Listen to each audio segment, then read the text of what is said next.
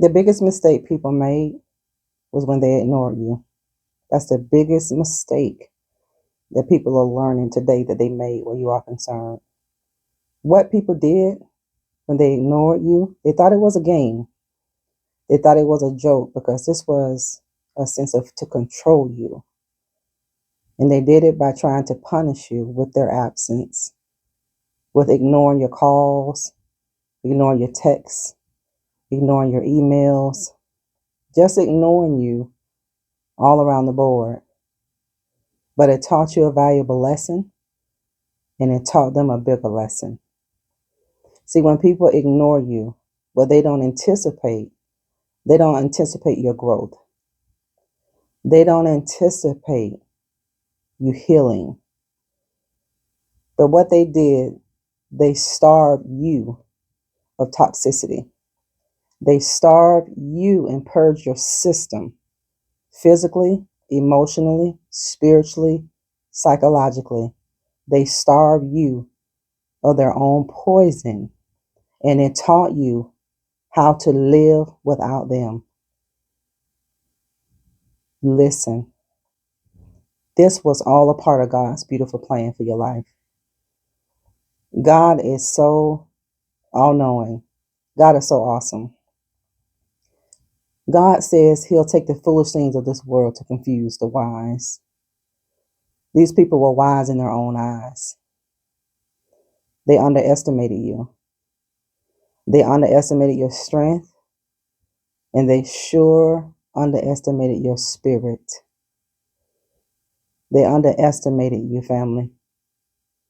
Now you know what it's like to live without being traumatized on a daily basis, verbally, emotionally, maybe psychologically, spiritually abused on a consistent basis. Now you know how to live without it. Now you don't even want it. See, when the Lord pulls you back from toxicity, you get a panoramic view of just how dysfunctional life has been with certain people in your life. And when you can see it, you don't desire it anymore. They taught you how to live without them. They thought they would punish you by ignoring you.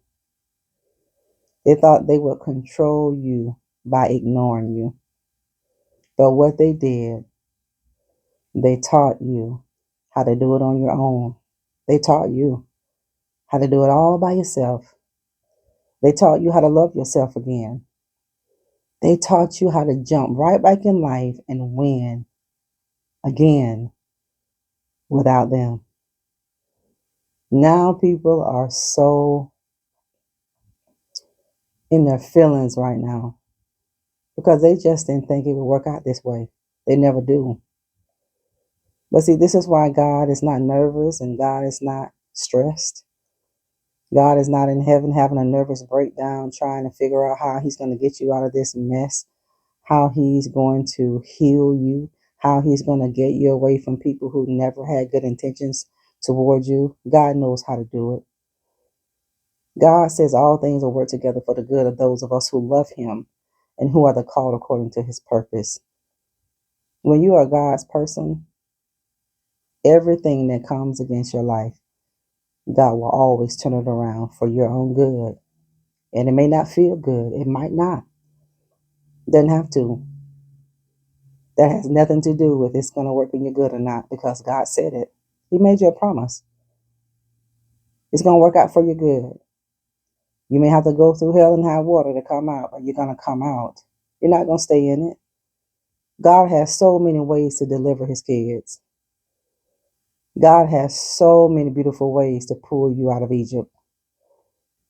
God is pulling you out of bondage. He's pulling you out of that Egyptian mentality. He's pulling you out of places where you're not honored and where you're not valued, where you're just beaten down in your emotions and in your spirit, where people just only look at you as something to use and take advantage of. God has had enough. God has put his foot down. You know, it's one thing when you and I have enough and we put our foot down. That's good. But what is icing on the cake is when God put his foot down. That means God comes and gets involved in your situation. God is involved in your situation. Don't know what you're going through with, but I can tell you by faith, I know and believe, and I want you to receive that God is involved. God is all over this for you. God is all over this. He's involved with this. He's been involved from day one. Sometimes it just takes longer for people to learn, but God is long suffering and God is patient. God knew from the beginning that you were coming out, because he willed for you to come out. God has willed for you to win. God has willed for you to succeed. God has willed for you to overcome. God has willed for you to break through from this. God has willed for you to be healed. God has willed that there won't be lack in your life. God has willed that those traumatic experiences that you had to encounter down through the years, through your childhood, God has willed that he would make these things good for you. Good things come out of brokenness. Healing comes out of brokenness. New beginnings come out of brokenness. I don't care what people think they're doing against you, family. They always lose in the end and you will always win. People ignored you because it was a form of punishment for them. They ignored you intentionally because it was a form of control, so they thought. But God said, no, I have other plans. God said, you're not going to get out of this what you think you're going to get out of my child. God said, what you was extracting from them, God said, I have put a stop to that, family. God has sealed your heart where you don't have a desire to go back, where you don't care. You don't mean people harm, but God will seal up your heart. God will seal up your bowels of mercy. Don't you know the bowels of mercy will close if we keep doing things against God at some point, some season in our life? When God see us stiff-necked and hard-headed and rebellious people, God will shut up his bowels of mercy for us. That means we can cry all day long. We can fast all day long, and God won't come to our rescue until he gets ready, because that's a form of teaching us to stay out of what God has delivered us in. And God is going to teach people not to play with you. You're not a game piece. People looked at you like you were something to play with. They picked you up and put you down when they got ready. They looked at you as an opportunity only. They looked at you as something that they could just use and extract from. And when they got done using you all up, so they thought, they will throw you on a shelf until the next time that they will need you. But God said it won't be a next time for these people. It won't be no next time for them. Now you're living without them. And now you don't even desire them. That's where people got in trouble with you. They underestimated that. They underestimated your strength. They underestimated your intelligence. They underestimated your wisdom. They underestimated your courage. They underestimated your spirit and the anointing, the gift that you are. You are a gift.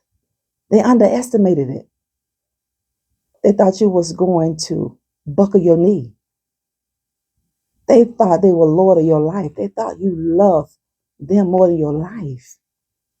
They thought you would run and you would chase. That's the best gift people gave you, was they're ignoring you. When people ignore you, family, it causes you to reflect. It causes you to sit with yourself. See, you had time to reflect. It's what we do with the time that we have that will either push our life into a season we want or not. You had time to think what you wanted, what you didn't want, how you were treated, and how you didn't deserve it, and how you made this decision and you wish you had made it. And if you had an opportunity to go back, you'll do it again. God said, I'm going to answer your prayer. God said, I'm going to give you an opportunity to do it again, but I'm not going to give you an opportunity with this person. God said, I've shut the door on that person. God said, now I'm going to teach you how to live without what you thought you couldn't live without. That's why God shuts down things and people, relationships. That's why. Because you can't get too codependent on things and too codependent on people. No, we are to be leading and leaning and dependent on God, not flesh. not the arm of flesh. You taught them. You taught them a big lesson that they didn't think you had sense enough to teach them. It's sad when you misjudge people. That's a dangerous thing when you prejudge somebody because of the heart they have to bless and to love authentically.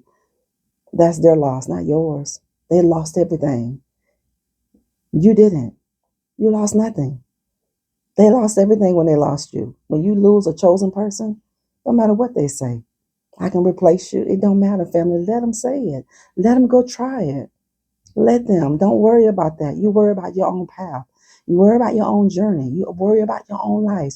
God allowed you to be purged from all that poison people was filling you with. All the pain. Weren't you tired of crying every night? Walking your hall, pacing your floor, having headaches, couldn't sleep, couldn't rest, depressed, oppressed, your moves up and down because you were attached to the wrong person. When wrong people leave your life, you better believe good things are getting ready to happen for your life.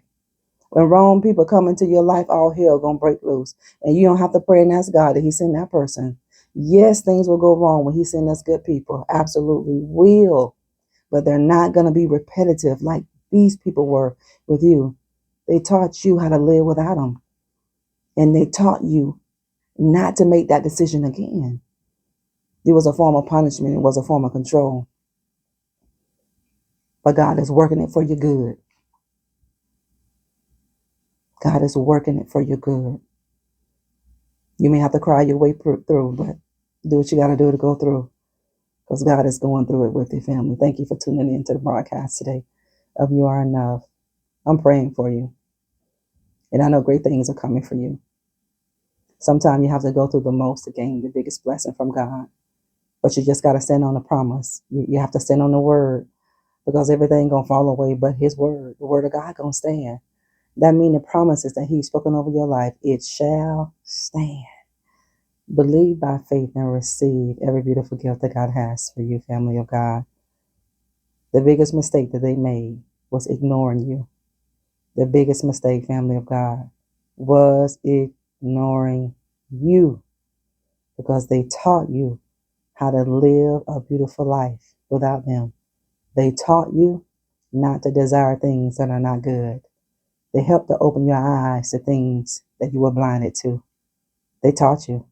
They taught you how to love yourself. And they taught you how not to accept what God didn't have a desire for your life. It's their loss, but you gain everything you have. You're gaining everything by letting the wrong people leave your life. Now, right people can come in and receive it. By share this message for somebody for me. Like and subscribe. Until next time, we'll talk later.